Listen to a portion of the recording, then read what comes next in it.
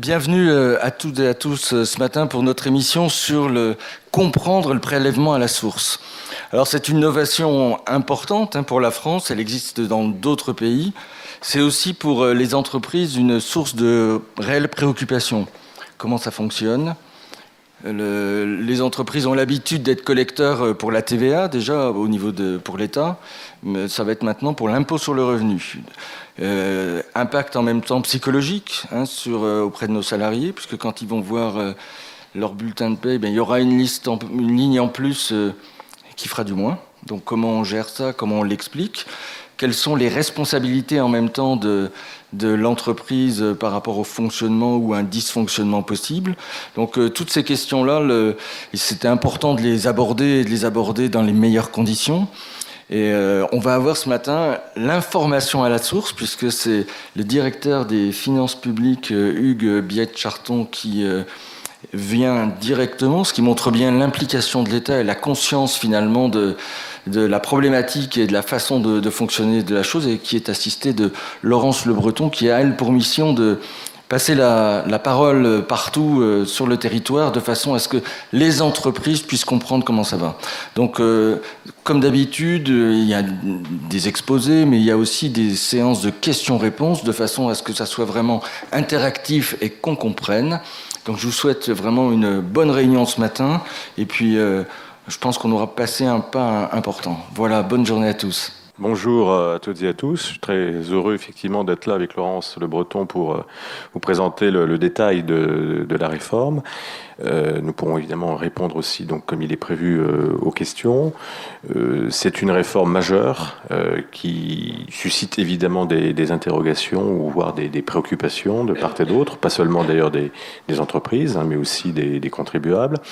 C'est une réforme sur laquelle il ne faut pas se tromper de sens. Ça n'est pas une réforme de l'impôt sur le revenu, c'est une réforme du recouvrement. Rien ne change en matière d'établissement de l'impôt. Il s'agit de modifier fondamentalement le circuit de recouvrement. Pourquoi cette réforme ? La France était un des seuls pays développés à ne pas pratiquer le prélèvement à la source. Donc on s'aligne en définitive sur les standards de la quasi-totalité des pays de l'OCDE.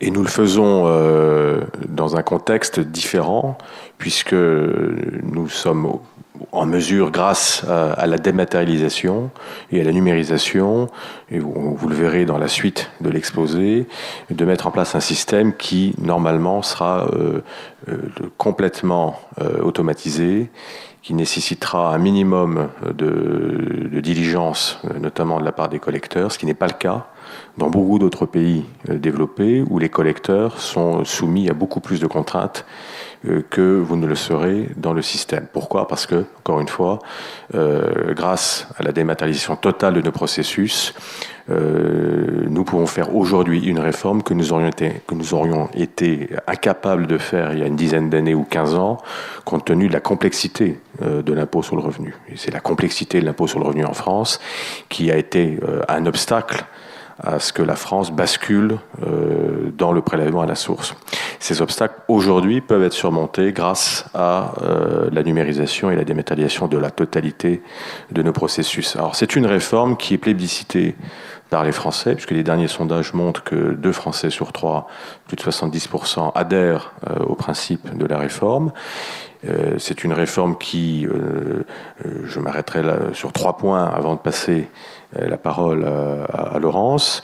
D'abord, c'est une réforme qui, la principale caractéristique, c'est la contemporanéité du prélèvement par rapport aux revenus. On supprime l'année de décalage, ce qui veut dire que l'impôt va s'ajuster quasiment en temps réel à l'évolution des revenus et à la situation personnelle des contribuables. Ce qui va évidemment tout changer, puisque les salariés, lorsqu'ils verront leurs revenus baisser ou progresser, verront automatiquement leur impôt s'ajuster. Ils pourront également modifier d'eux-mêmes sur leur compte en ligne le taux de prélèvement. Ils pourront signaler à tout moment à l'administration fiscale des changements de situation dans leur vie personnelle, mariage, enfants, décès, etc. Donc, permanence, l'impôt s'ajustera sans qu'il y ait besoin d'attendre 1 an, voire 18 mois, parce qu'en cas de décès, ça peut être beaucoup plus long. Et donc, on met fin à des situations qui peuvent être particulièrement problématiques pour les Français lorsqu'ils doivent acquitter un impôt qui ne correspond absolument plus à leur situation personnelle ou à leur situation de revenu. C'est ça, l'acquis majeur de cette réforme. Et toutes les autres pistes qui ont été évoquées, du type mensualisation obligatoire, etc., ne permettent pas d'assurer une exacte contemporanéité du prélèvement par rapport aux revenus. L'administration fiscale a fait énormément d'analyses, d'études pour voir s'il y avait des systèmes alternatifs possibles, beaucoup de benchmarks. En réalité, on n'a pas trouvé mieux que le système que nous allons mettre en place pour coller au maximum à la situation de chaque Français en temps réel. Il faut savoir que plus d'un tiers des ménages aujourd'hui voient leur situation chaque année changer. Donc ça veut dire que la portée de cette réforme sera effectivement majeure. Deuxième caractéristique, c'est que l'impôt sera beaucoup mieux réparti dans l'année et sa gestion sera fortement simplifiée. Aujourd'hui, des ménages qui, par exemple, ont recours à la mensualisation acquittent en 10 mensualités leur impôt sur le revenu. Avec le prélèvement à la source, ce seront 12 mensualités. Donc on étale sur toute l'année le paiement de l'impôt. C'est un gain en trésorerie de l'ordre de 20%. Donc c'est pas négligeable.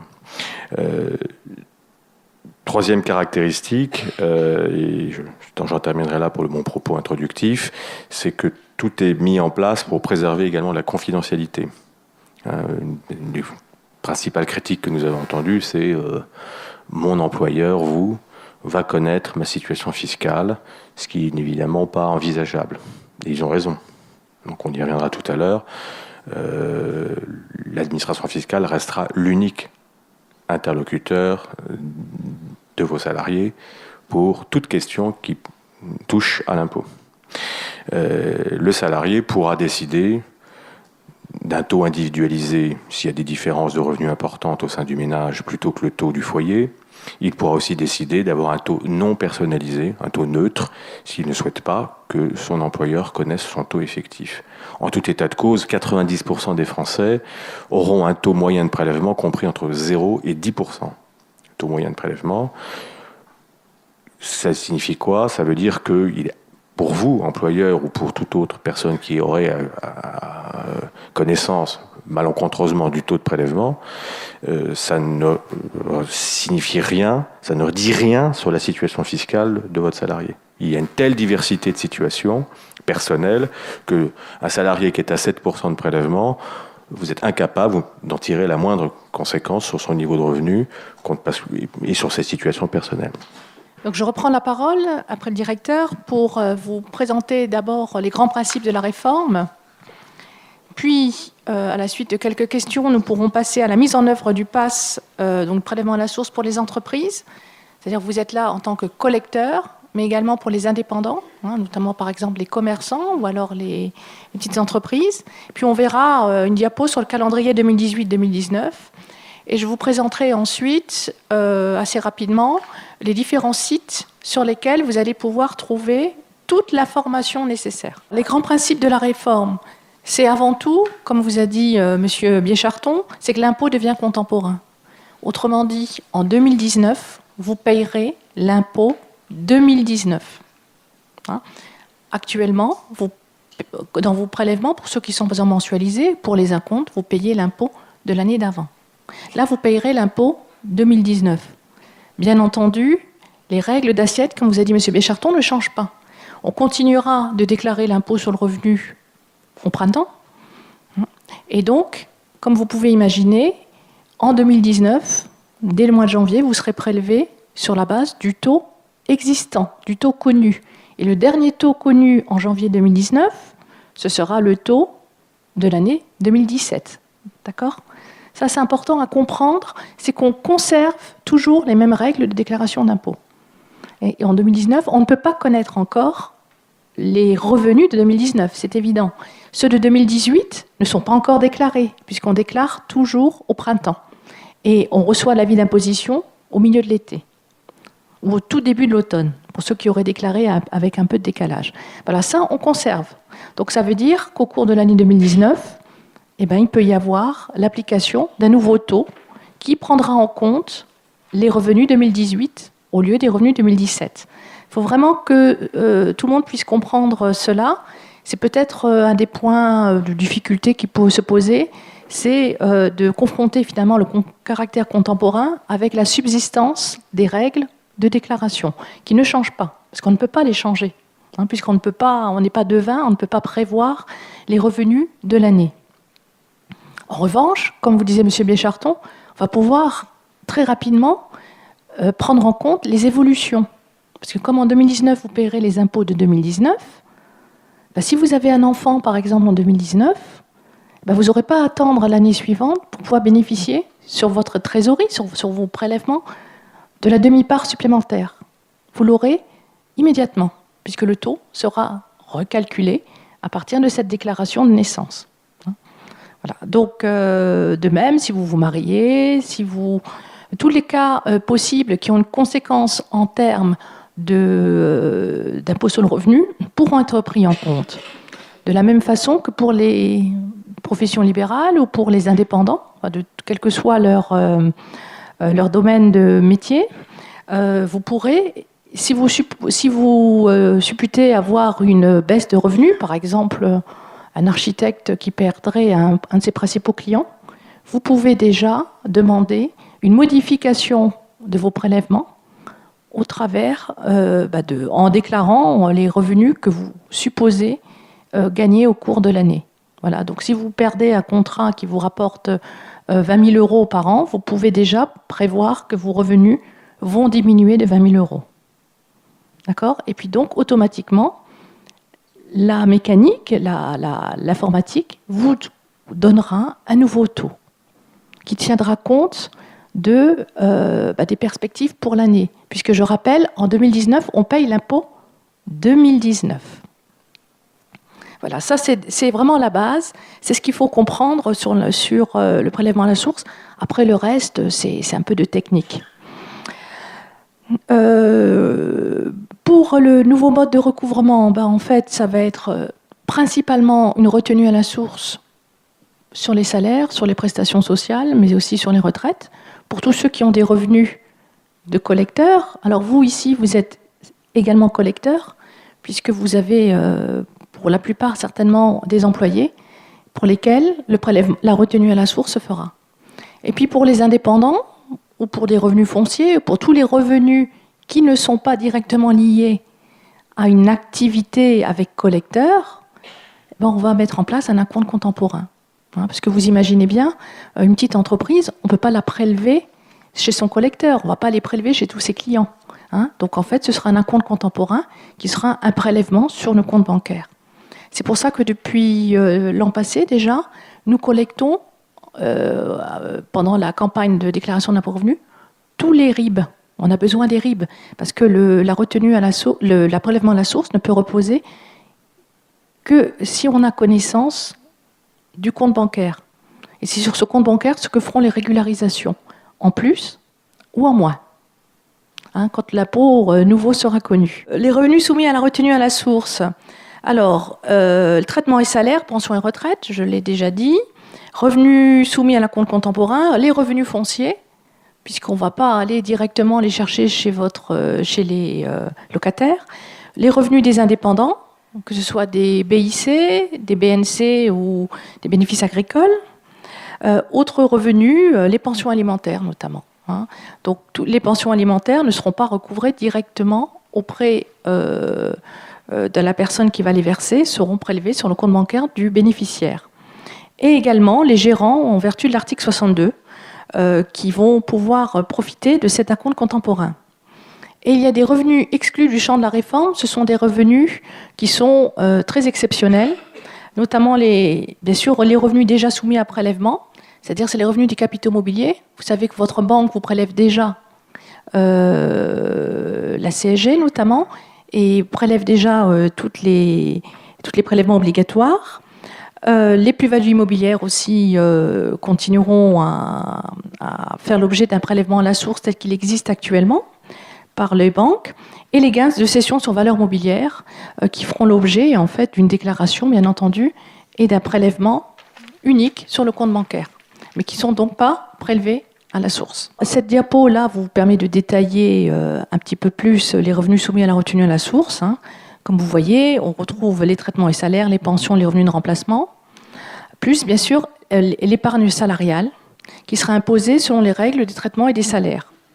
Les revenus soumis à l'acompte contemporain, c'est-à-dire un acompte prélevé sur le compte bancaire, les pensions alimentaires, les rentes viagères à titre onéreux, tout ce qu'on appelle simplement le viager en général. L'acompte sera calculé par la DGFiP et acquitté par le crédit rentier, c'est-à-dire celui qui bénéficie de la rente. Les revenus des travailleurs indépendants, quel que soit le type de revenu. Les revenus des gérants associés, en vertu de l'article 62 du Code général des impôts, et les revenus fonciers. Voilà. Tous ces revenus qui ne peuvent pas être prélevés directement chez le collecteur, parce que ce serait trop compliqué de pouvoir aller les prélever directement à la source.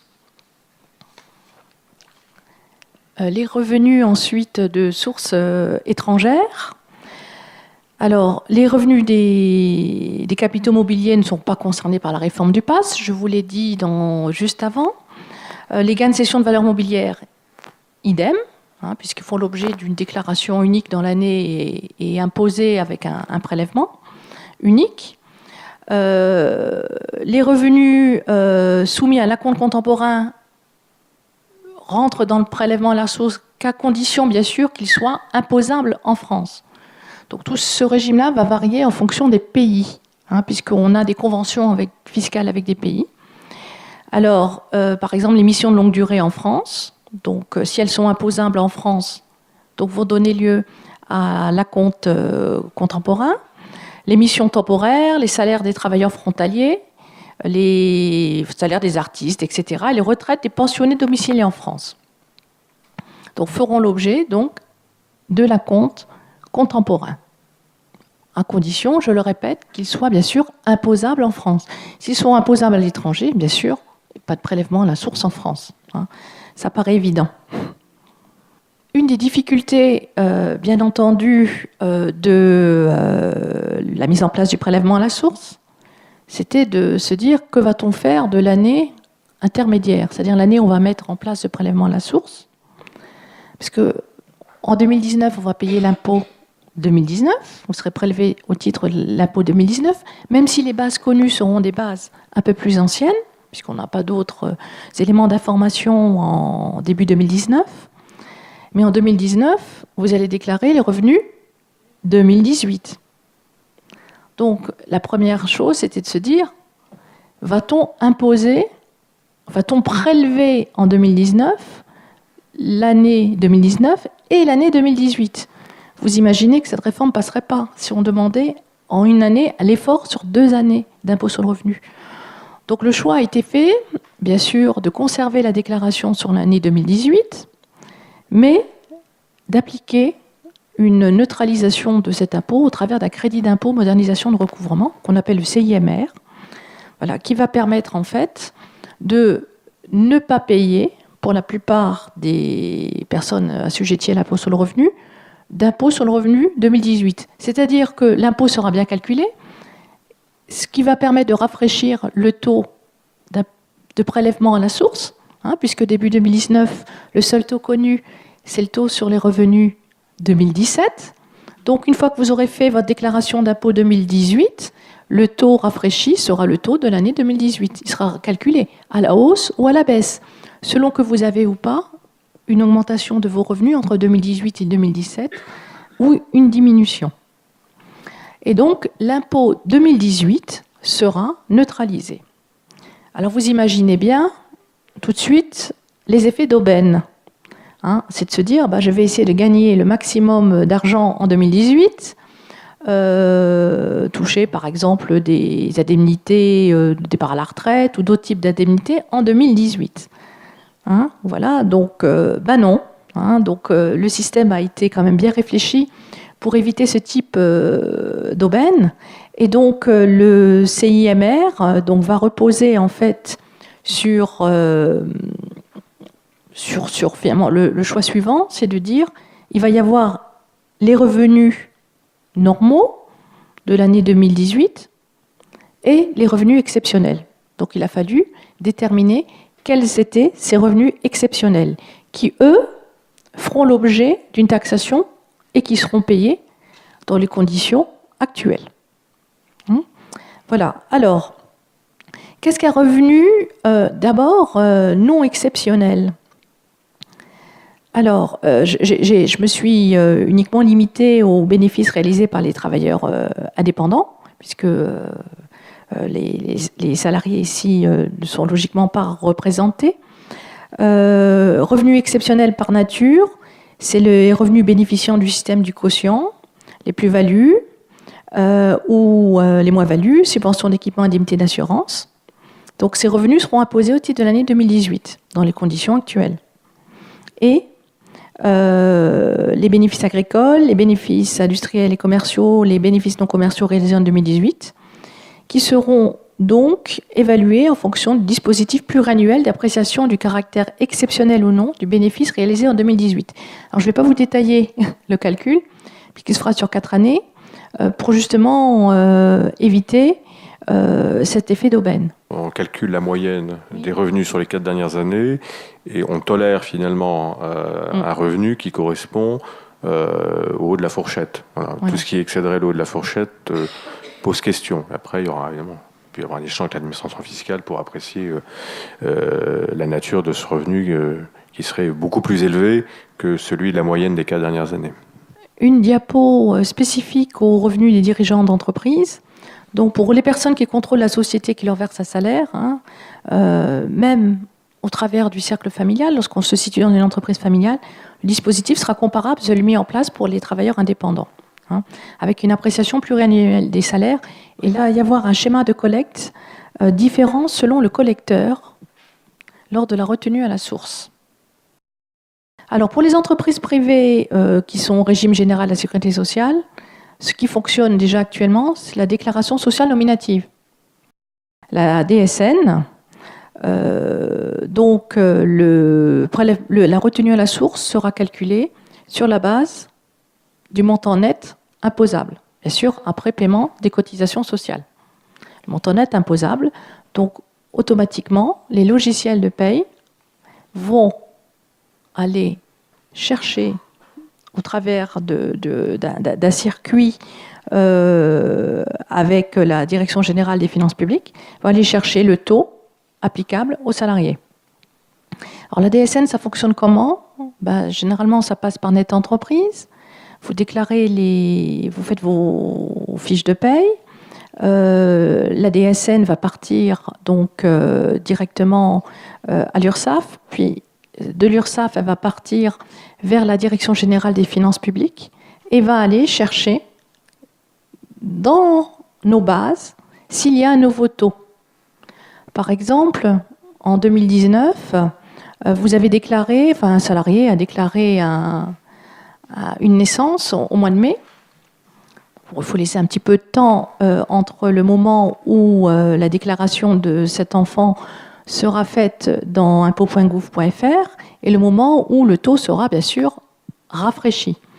Donc la DSN, comme je vous explique, va donner lieu à un compte-rendu métier qui va aller chercher dans les bases de la DGFiP s'il y a un nouveau taux ou pas. Et automatiquement, lorsque le compte-rendu métier va remonter à nouveau dans vos bases, elle va rapporter les taux pour l'ensemble des salariés, les nouveaux taux. Ou pas de nouveaux taux du tout, s'il n'y a pas de modification. Mais si on est en cours d'année et que le taux a été rafraîchi puisque l'impôt sur le revenu de l'année précédente est connu, là, elle va aller chercher l'ensemble des taux et automatiquement, le logiciel de paye va donc calculer la retenue à la source sur la base de ces taux. Voilà, donc tout est automatisé. Alors, actuellement, Bercy, enfin ça se fait même depuis l'année dernière, Bercy travaille avec les éditeurs de paye. Donc, il y a des centaines de logiciels de paye qui existent et qui sont utilisés, et donc ils se font l'objet d'un test pour pouvoir voir s'ils vont pouvoir passer à la retenue à la source. Donc il y a des travaux très importants qui sont menés actuellement, de façon à ce que vos logiciels de paye, pour ceux qui utilisent des logiciels de paye avec des éditeurs, puissent sans difficulté et sans travail supplémentaire mettre en place cette retenue à la source. Donc ce qui a été prévu, c'est vraiment de limiter considérablement le travail des entreprises. Parce que le but n'est pas d'ajouter de la complexité et du travail supplémentaire aux entreprises. C'est vraiment c'est un système qui a été très bien fait, de la même façon que des applications qui sont gratuites. Par exemple, certains d'entre vous utilisent peut-être Thésée, c'est l'équivalent du CESU pour les entreprises. Bien entendu, Thésée va intégrer également la retenue à la source, dans les mêmes conditions qu'elle le fait déjà pour les cotisations sociales. Donc ça s'adresse aux entreprises de moins de 20 salariés. Et c'est un logiciel qui est vraiment très bien fait et qui a le grand avantage d'être simple et d'être gratuit. L'enjeu d'identification, évidemment, de vos salariés est majeur, puisque si on ne sait pas reconnaître vos salariés, le système ne fonctionne pas. C'est-à-dire que vous ne recevrez pas, par le compte-rendu métier, le taux. Donc dans ces conditions-là, vous n'aurez pas d'autre solution et votre logiciel, normalement, ira chercher automatiquement un taux non personnalisé qui sera fixé par une grille, un barème qui est fixé en loi de finances, et le temps de régler le problème technique, on appliquera le taux neutre, si je puis dire, mais qui nécessitera une régularisation, pas par vous, mais par le salarié. Vous n'interviendrez jamais, mais c'est le salarié qui, une fois que vous aurez automatiquement récupéré le taux du foyer ou le taux de votre salarié, devra ensuite régulariser le montant exact d'impôt qu'il doit. Donc il y a un très très gros travail en cours de fiabilisation des états civils, et on se fonde sur le NIR, c'est-à-dire le numéro de sécurité sociale, pour identifier très précisément vos salariés. En revanche, ce que vous pouvez faire d'ores et déjà, mais normalement vous le faites, c'est de porter une attention évidemment très très particulière à la correcte identification de vos salariés, en exploitant notamment toutes les bases d'identification de la CNAV, puisque la CNAV utilise déjà évidemment le NIR pour le calcul des droits à pension. Donc ça, c'est vraiment la grosse échéance de ce premier trimestre, de ces premiers mois de l'année 2018, c'est de terminer complètement la fiabilisation et l'identification de vos salariés. Concernant la collecte des revenus sans tiers collecteur, c'est très simple. C'est en fait l'application du taux sur ces revenus avec prélèvement sur le compte bancaire. Ça se fait sur 12 mois avec une régularisation en fin d'année. Donc par exemple, vous pouvez avoir un salarié qui a à la fois une retenue à la source sur son salaire, mais qui touche par exemple une pension alimentaire, et qui, s'il est imposé par exemple à un taux de 5%, sera imposé à 5% sur son net imposable au titre de la retenue à la source sur son salaire, et sera imposé sur un taux de 5% sur la base des pensions alimentaires qu'il touche. Ça peut être aussi des revenus fonciers. Alors il faut se noter qu'il y a toujours un seul acompte contemporain. Si vous êtes en BIC, vous avez un acompte contemporain pour votre BIC, pour les pensions alimentaires, pour tous les revenus fonciers que vous pourriez avoir, etc. Donc il y a vraiment un seul acompte contemporain. Il n'y en a pas autant qu'il y a de types de revenus, heureusement. Et c'est ce compte bancaire qui va servir à la régularisation autant de l'acompte contemporain que la retenue à la source. Alors, pour l'acompte contemporain, il y aura le choix. Il faudra opter donc dès cette année 2018, au titre de l'année 2019. Vous aurez jusqu'au 15 décembre 2018 pour opter pour un prélèvement mensuel sur 12 mois ou un prélèvement trimestriel. Ça, c'est un choix qui est fait une fois pour toutes dans l'année pour l'année suivante. Bien sûr, l'année suivante, vous pouvez le remodifier pour l'année encore suivante. mais c'est une option qui est adaptée pour permettre aux personnes qui ont des revenus irréguliers d'avoir un prélèvement le plus adapté possible. Alors, donc ça c'est un choix qui sera fait directement sur GestPass, qui sera votre espace personnel sur impôt.gouv.fr. Donc bien entendu, comme vous disait M. Biécharton au début, cela suppose bien sûr une dématérialisation totale de la déclaration d'impôt sur le revenu. La communication du taux, on vous en a déjà parlé. Donc la communication du taux se fera au travers du compte-rendu métier pour la retenue à la source. Et puis, à l'usager, l'usager pourra non pas directement modifier son taux, mais modifier la base des revenus qui vont donner lieu au taux. C'est-à-dire qu'on ne vous propose pas des options pour le taux, de vous dire, voilà, je vais choisir mon taux de prélèvement. Non, ça sera les revenus que vous allez rentrer au titre de la compte contemporain qui vont définir le taux, ainsi que la déclaration, par exemple, d'une naissance qui va en fait avoir une incidence sur le taux. Donc vous ne choisissez pas vous-même le taux. Donc le collecteur, comme je vous expliquais, donc ça va aller vite. Là, c'est le compte-rendu métier qui va en permanence, qui va tourner tout au long de l'année, en boucle, d'un mois sur l'autre, et qui va aller donner les informations à la DGFiP, et qui va vous ramener de nouvelles informations, de manière à ce que votre logiciel de paye puisse prendre en compte les nouveaux taux. Donc, en janvier, le prélèvement à la source se fait donc sur les revenus N-2, comme je vous avais expliqué. 2019 se fera sur la base des revenus 2017. Le taux est calculé sur la base et la déclaration, une fois faite, et l'impôt, une fois connu, c'est-à-dire au milieu de l'été, vous allez avoir donc un taux rafraîchi qui va avoir une incidence immédiate sur l'acompte contemporain, mais également sur la retenue à la source. Donc, tout ça, je vous l'ai déjà expliqué, donc je vais passer. Alors, un élément important, c'est que le système a permis aux personnes qui ne souhaitent pas communiquer leur taux personnalisé à leur employeur d'opter pour un taux non personnalisé, c'est-à-dire que c'est un taux qui va être donné par la DGFiP sur la base d'un célibataire sans charge particulière. Voilà. Avec une grille comprenant 20 taux possibles selon un barème. Alors c'est un barème très simple, je vous montrerai le barème juste après. Et c'est directement vos logiciels qui vont aller chercher dans le barème. Vous n'aurez pas, vous, aller manuellement dans le barème et d'aller saisir un taux. Le taux non personnalisé, c'est aussi un taux par défaut. C'est-à-dire, par exemple, une personne qui ne serait pas connue, imaginez que vous employez un jeune qui n'a jamais travaillé, donc qui n'a jamais fait de déclaration d'impôt sur le revenu, par exemple, il n'y a pas de taux connu. Donc en fait, tacitement, le logiciel ira chercher un taux non personnalisé dès lors qu'il n'a pas de taux connu à l'intérieur du logiciel. Voilà. Donc c'est un taux qui est soit par défaut, c'est-à-dire ne vous posez pas de questions, automatiquement c'est un taux non personnalisé qui va être appliqué. Et avec une régularisation qui se fera un peu plus tard, tout simplement au moment où la personne va déclarer ses impôts et qu'elle va avoir un taux personnalisé.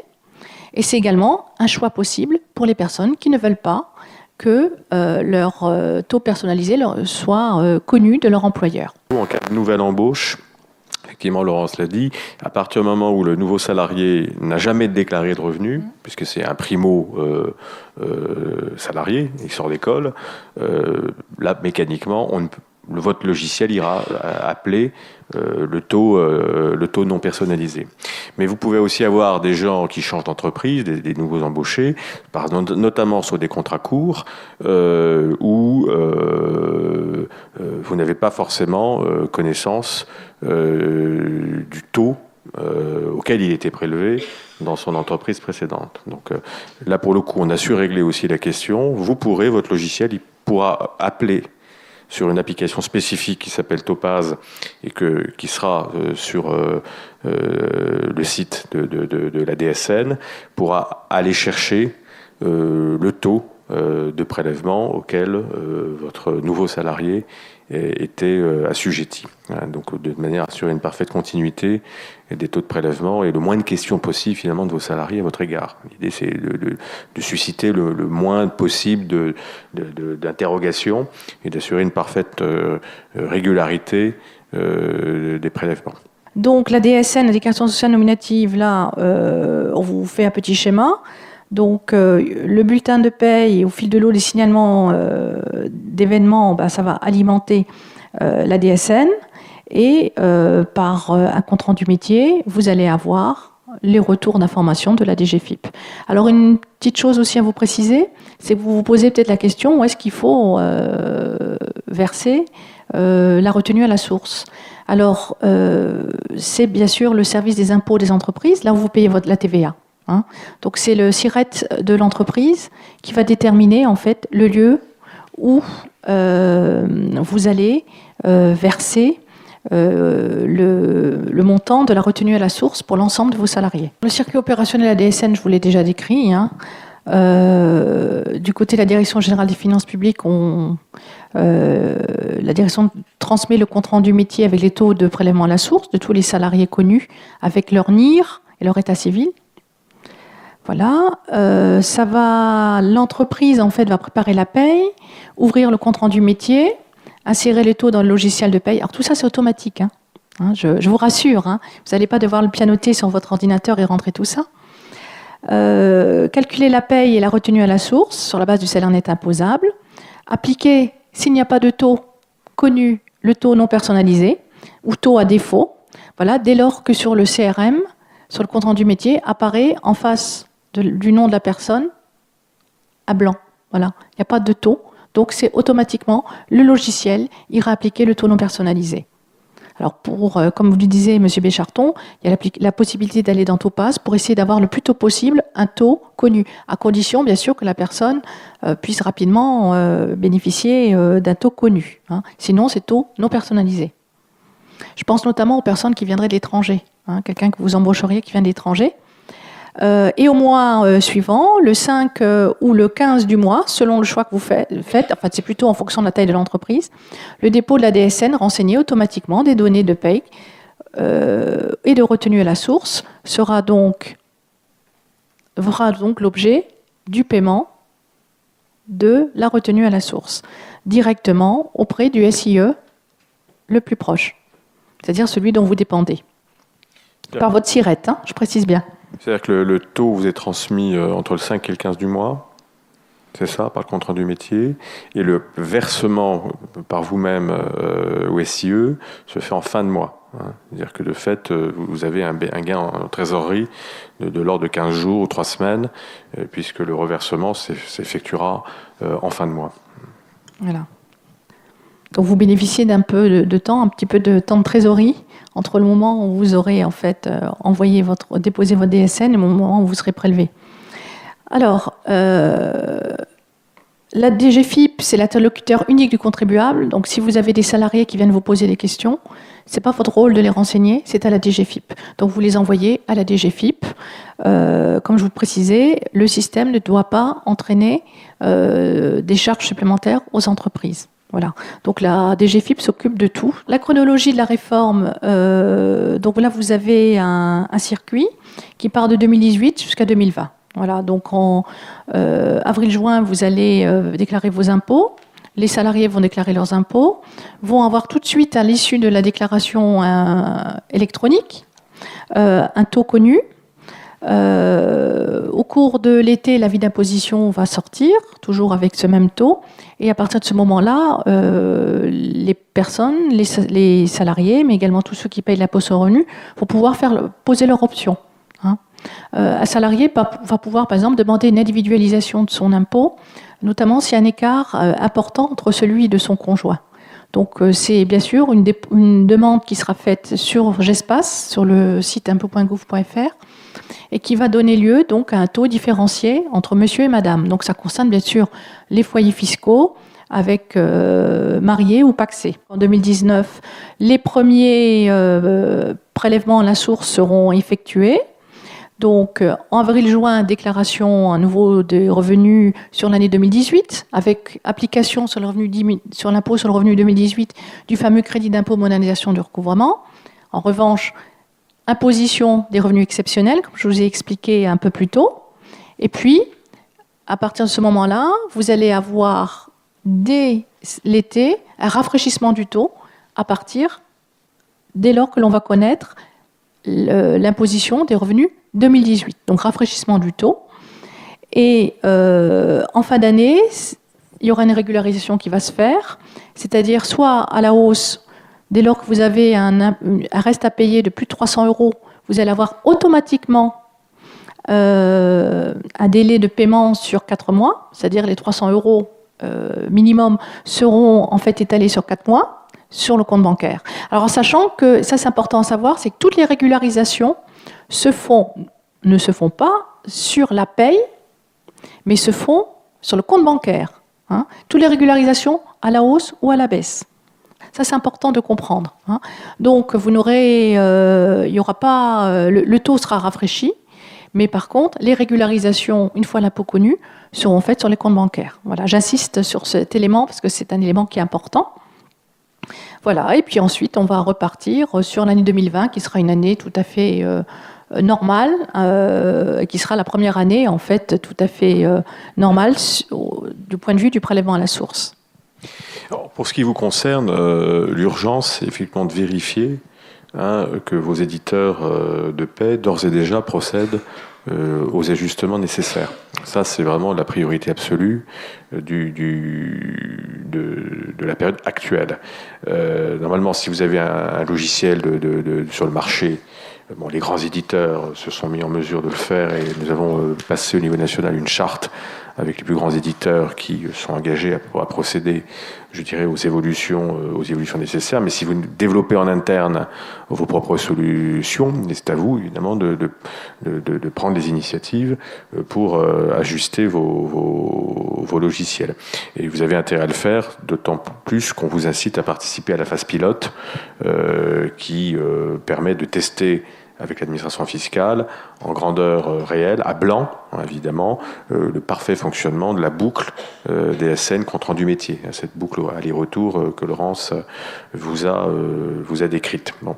À l'été 2018, là, vous devrez vous assurer que la solution logicielle est bien mise en œuvre, est adaptée, puisque c'est à partir de septembre 2018 que vous recevrez des taux qui permettront de tester le bon fonctionnement du système via notamment les comptes rendus métiers. Et vous pourrez aussi, à partir de là, préfigurer sur vos fiches de paye le prélèvement à la source.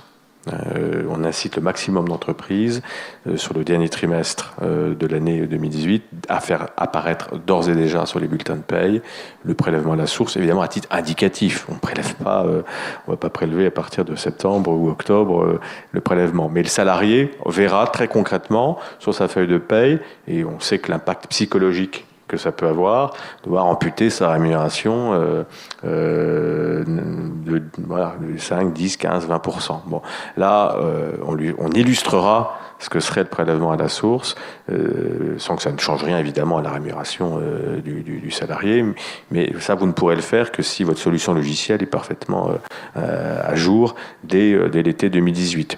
Bon, et à la fin de l'année, il faudra vous assurer à l'automne 2018 que vous avez bien communiqué à l'administration fiscale vos coordonnées bancaires sur la base sur lequel les prélèvements se feront.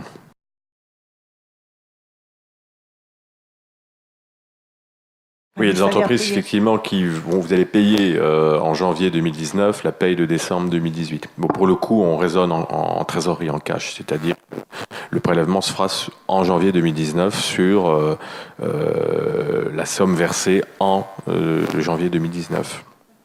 Je ne dis pas de bêtises. Oui, c'est pas le fait générateur de la paye qui compte. Contrairement aux cotisations sociales, effectivement, en cotisation, on est au fait générateur. En revanche, pour l'impôt, c'est le fait générateur, c'est le versement du salaire, quel que soit le mois au titre duquel ce salaire est versé. Voilà. C'est le système le plus simple. Voilà, en sachant que la régularisation du taux va se faire aussi en fonction de... Voilà, si c'est un salaire de décembre, ce sera pris en compte dans les revenus, la déclaration des revenus, si c'est décembre 2018. Voilà. Mais par contre, on travaille en trésorerie. Hein. Vous versez un salaire en janvier, après la retenue à la source sera sur janvier.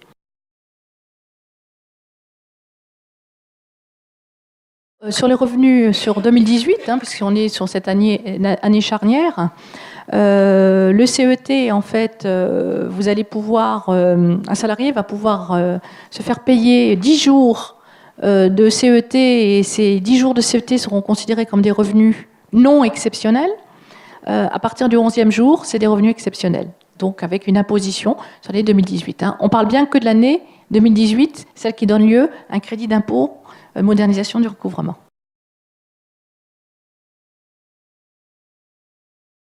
Ça va dépendre, c'est-à-dire si quelqu'un a des revenus fonciers importants, qui n'a de toute façon pas d'enfants, donc le fait de ne pas prendre en compte les charges familiales n'a pas d'impact sur le taux, que ce soit un taux non personnalisé ou son taux personnalisé. En revanche, s'il a pas mal de revenus fonciers, il peut avoir un taux non personnalisé inférieur au taux qu'il aurait personnalisé, puisque le taux personnalisé tient compte de l'ensemble des revenus qui rentrent en compte dans le prélèvement à la source. Alors bien sûr, on a bien imaginé que certaines personnes pourraient se dire on va se faire un peu de trésorerie pendant ce temps-là. Non. En fait, si la personne, en application du taux, devrait payer par exemple 500 € d'impôt de prélèvement mensuel, et si finalement l'application du taux non personnalisé ne lui fait payer que 400 €, elle sera prélevée de 100 € au titre d'un acompte contemporain. Si elle doit payer 500 € par mois, elle paiera 500 € par mois. Voilà. Et donc le dispatching se fera, la dispatching se fera entre l'acompte contemporain et la retenue à la source. Voilà. C'est-à-dire que le taux non personnalisé, comme l'a dit Laurence, n'a pas pour objectif d'aboutir à payer moins ou plus d'impôts. Il a uniquement pour objectif de masquer à l'employeur le taux de prélèvement réel du ménage. Encore que, on pourra rentrer un peu plus dans le détail, vous, employeur, vous n'êtes pas censé non plus connaître le taux, c'est dans vos logiciels. Vous n'êtes pas censé aller fouiller dans vos logiciels pour des... Ça sera sanctionné. Secret fiscal. Oui. Donc, en tout cas, si vous avez connaissance du taux, vous n'êtes pas en mesure, en droit de le divulguer ou d'en faire état. Ça sera fortement sanctionné. Bon, donc, en dépit de cette garantie que nous avons offerte aux contribuables, dans les débats parlementaires, il s'est trouvé des gens qui considéraient que ce n'était pas suffisant, d'où l'introduction de ce taux non personnalisé, mais encore une fois, qui ne vise qu'à protéger le secret fiscal.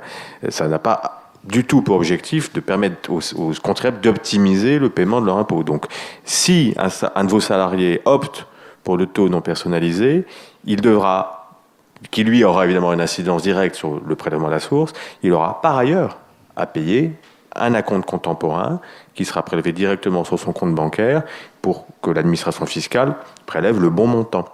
Mais vous, en tant que... c'est parfaitement transparent pour vous. Vous n'aurez même pas à connaître de ce prélèvement parallèle, si je puis dire, mensuel, effectué directement sur le compte bancaire de vos salariés.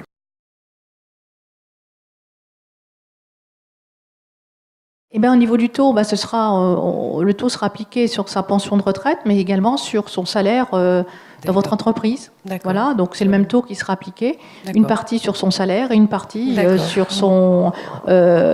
sa retraite. Pro rata, bien entendu. Bien oui, il n'y aura pas de souci. Non, il n'y aura aucun souci. Vous ne vous occupez que du salaire que vous lui versez. Voilà, c'est tout. Le taux est unique. C'est un taux qui tient compte de la totalité des revenus du salarié ou du foyer fiscal. Donc ce taux est unique. Il s'applique à tous les collecteurs, à tous ceux qui vont verser des revenus. Donc la CNAV l'applique pour les pensions. Vous, en tant qu'employeur à temps partiel de votre salarié, vous l'appliquez. Si vous avez des salariés qui sont sur plusieurs entreprises, chaque entreprise appliquera le même taux pour ce salarié, mais chacun ou chacune pour ce qui la concerne. Alors, à aucun moment on vous demande de faire la consolidation.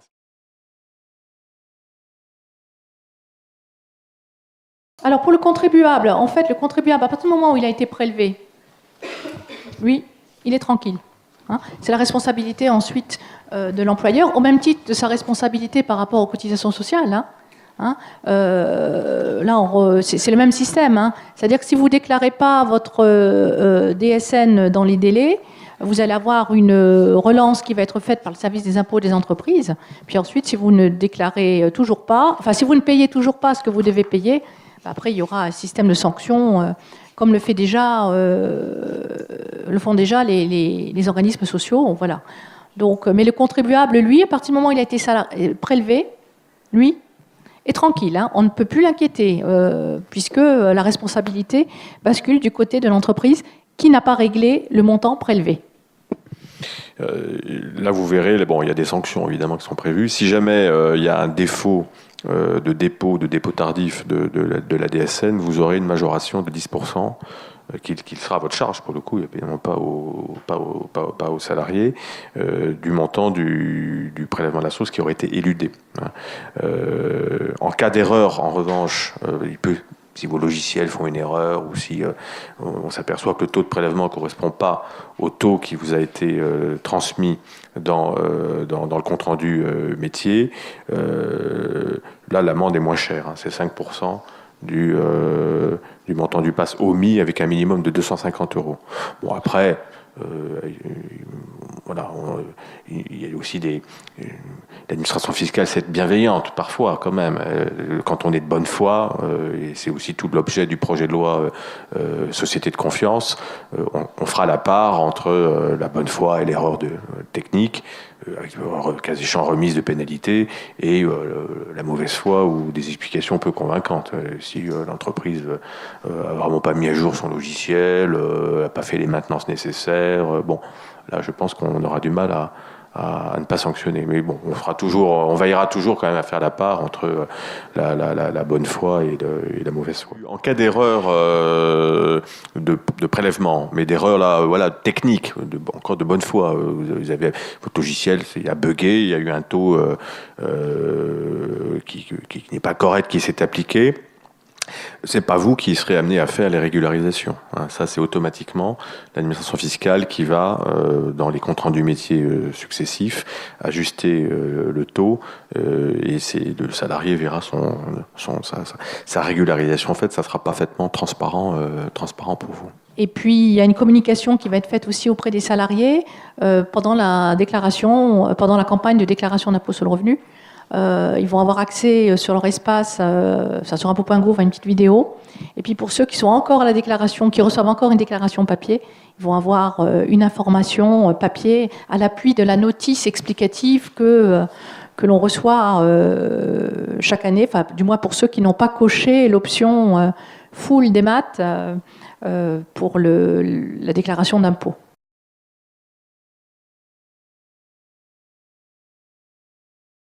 C'est juste pour la compte contemporain, c'est juste pour la compte prélevée sur le compte bancaire. La retenue à la source, elle est mensuelle. C'est la compte contemporain, hein, uniquement.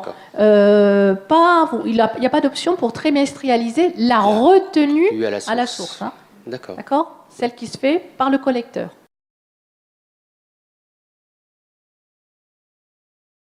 C'est le même. Alors, simplement, vous verrez, il y a des rubriques supplémentaires qui ont été ajoutées au compte rendu métier. D'accord. Justement pour la retenue à la source. Voilà.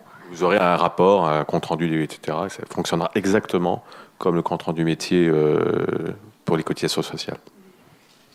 Peut-être un dernier mot sur la phase pilote, Laurence, pour inciter. Alors, la phase pilote est fermée là. Elle est fermée, bon, voilà. Dommage. C'est-à-dire que on avait fait pas mal de publicité pour attirer un maximum d'éditeurs. Là maintenant, on a déjà pas mal d'éditeurs de paye. Qui sont dans la phase test. Hein, voilà, donc on en a a priori assez. On est déjà en avril. Alors par contre, ce que vous pouvez faire, c'est vous pouvez vous inscrire sur la plateforme de test. Moi, j'ai compris quand même aujourd'hui pour vérifier la compatibilité de votre logiciel de paye et pour que vous puissiez effectuer les premiers paramétrages. Vous n'aurez pas, contrairement à la phase de pilote que vient d'évoquer Laurence, l'assistance de l'administration fiscale, puisque là, pour le coup, les éditeurs et entreprises ont déjà été sélectionnés. En revanche, vous pourrez tester vous-même que ça marche bien. Pour tous ceux qui ont une adresse mail connu par les services de la DGFiP. Le kit collecteur a été envoyé, alors je l'ai donné à Fabienne Fixaris ici, qui a le kit collecteur. Et dans le kit collecteur, vous avez notamment des choses qui sont bien faites, des documents comme par exemple les 7 questions que se posent les salariés, qui sont normalement au programme de cette séance. Mais je vous invite à aller soit directement sur le site pour aller retrouver en fait dans l'espace employeur ce kit collecteur qui est en ligne sur impôt.gouv.fr.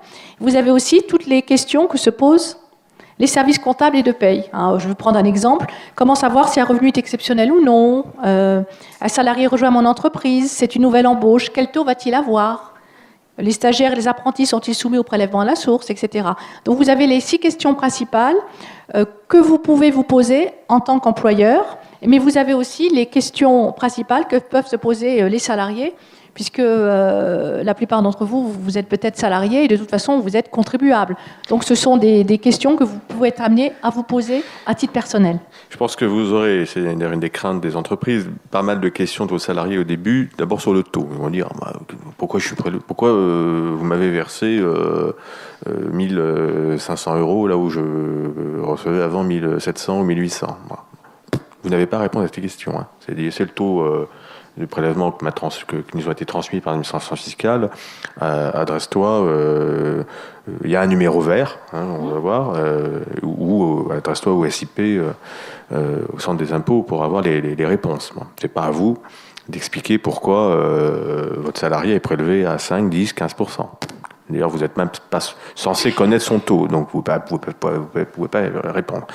Vous pouvez avoir d'autres interrogations sur les revenus exceptionnels. On dirait, oui, mais là, je reçois un bonus, un très gros bonus, vous dites indemnité de départ, vous dites, bon, est-ce que c'est un revenu exceptionnel? Donc, alors, on ne va pas vous interdire de répondre que c'est un revenu exceptionnel ou pas.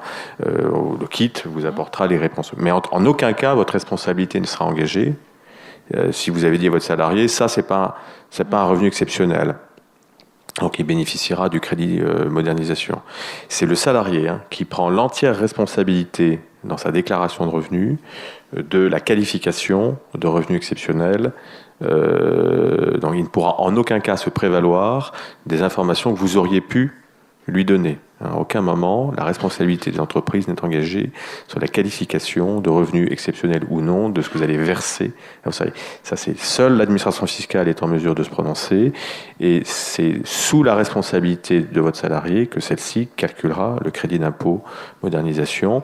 Et dans le cas du contrôle fiscal, on ira vérifier jusqu'à 4 ans après, 5 ans même pour le CMR, 4 ans, si effectivement il s'agissait bien d'un revenu normal ou d'un revenu exceptionnel. Mais en aucun cas, votre responsabilité ne peut être engagée. Autrement dit, vous pouvez répondre à des questions, mais attention, en fonction de votre compréhension. Là, vous ne prenez pas un engagement de fiabilité à 100% de la réponse que vous allez apporter à votre salarié. Si le salarié veut avoir une réponse fiable, il y a 2 solutions. Soit il appelle le numéro vert des services fiscaux, Laurence va en parler, pour avoir la réponse. Oui. Soit vous pouvez demander une sorte de rescrit fiscal à l'administration.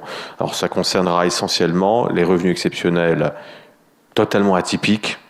C'est-à-dire qu'on se refusera à vous donner un rescrit lorsque le revenu dit exceptionnel figure déjà sur les instructions. Il y aura une instruction qui paraîtra au BOFIP. En revanche, dans certains cas de figure totalement atypiques, vous pourrez demander à l'administration fiscale un rescrit. Oui. Donc là, vous voyez, je vous ai mis la diapo sur l'information du particulier. Vous pouvez aussi inviter votre salarié à aller directement sur le site impôt.gouv.fr. Et là, il va trouver toutes les informations. De la même façon que vous trouverez aussi pas mal d'informations sur le site Net Entreprise pour tout ce qui est le fonctionnement de la DSN. Voilà, donc vous avez tout ce qu'il faut. L'information du professionnel aussi. Avec, selon où vous vous situez, vous êtes une entreprise ou une association, un particulier employeur, etc., vous allez pouvoir bénéficier d'énormément d'informations qui vont vous permettre de pouvoir répondre à l'ensemble des questions que vous vous posez ou que vous souhaiteriez, bien sûr, si vous le souhaitez le faire, communiquer à votre salarié. Mais la meilleure solution, c'est de le retourner vers nous, soit sur notre site, sur l'espace particulier, ou alors de le renvoyer vers l'administration fiscale. Voilà, je pense que c'est la meilleure des choses. Voilà, donc n'hésitez pas à aller consulter notre site, c'est vraiment bien fait. Et vous allez retrouver notamment les fameuses 7 questions que se posent les salariés et les 6 questions que se posent les services comptables et de paye, qui devraient normalement permettre de répondre à l'ensemble des questions, on va dire, les plus basiques que vous vous posez.